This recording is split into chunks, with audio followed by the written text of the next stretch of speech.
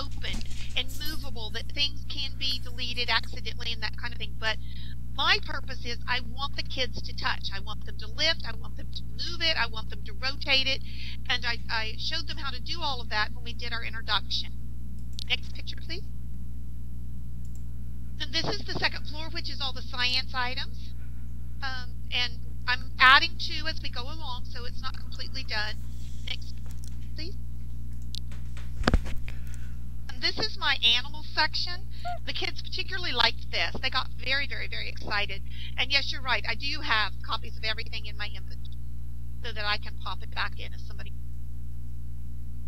And then the next picture, please. This is the roof, the solar system roof. And I showed the kids how to go in and to use their camera. So I didn't actually have to move their bodies around. They could actually move their camera if they liked. And because when they come back next time, they're actually going to be going on a treasure hunt and trying to find things throughout the sim. This past week, all we did was introduction to get them in and let them walk around and do that kind of stuff. Yes, it would be nice to have scripts, but I don't know how to script yet, so I'm just learning.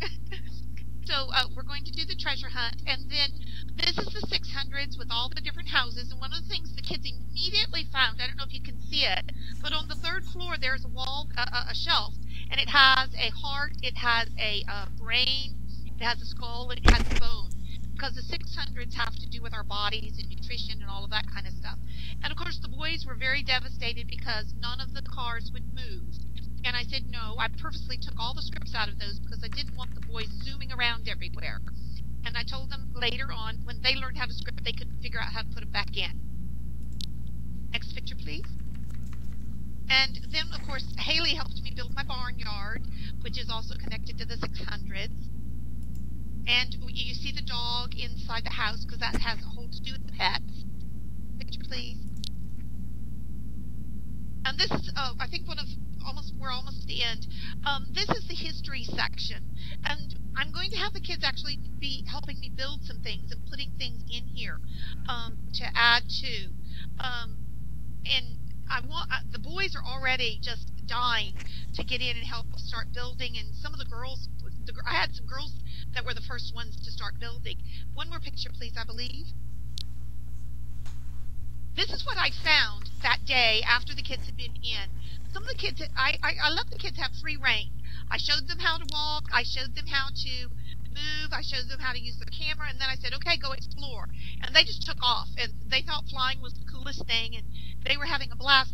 And I walked out after one of the classes had left. And I had seen a couple of girls over in this area. And I wondered what they were doing. And they had on their own figured out about building. And so I had two 5th grade girls that were over here messing about, just trying things. And they had, because I had been showing them the build thing on how to move things around and everything, these girls just figured out how to do this building all by themselves. And so I came over and I took pictures of that because I wanted you to see this was their very first attempts at building, and they were able to start looking at that and figuring things out. And I'm going to have my 5th graders in, and I'm doing it. I glommed onto Haley's idea. You see my boxes with the pictures because they've already told me some of the things they want to build. And they're going to be building the 5 Revolutionary War sites. They're going to be building in Philadelphia, in Valley Forge, Boston, Concord, and, I forgot, Bunker Hill are the 5 things they're going to build. And they also have already created, we've already made their visitors center to their historical park. And so they feel so excited, the 5th graders do, because they have this area that's cordoned off and it's just for them, and it's where they're going to get to be creating and building. And they've already gotten into teams, and they are already finding information on the web about all of those sites. They were looking for floor plans of the different buildings that they wanted to use, and the teachers are beginning to see what was so exciting to me. The teachers are beginning to see the math that's involved in the building and in the creating, and where I had expectations that a few of my teachers were really going to pull back on me and kind of be every one of my teachers, 3rd, 4th, and 5th that came in were so excited. But here's the kicker. We have I teach in an inner city school, and we have some pretty severe discipline problems with our kiddos.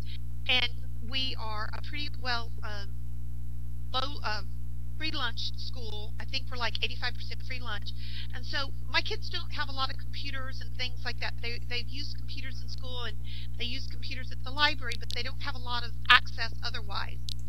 But what happened was a couple of the real severe behavior problems.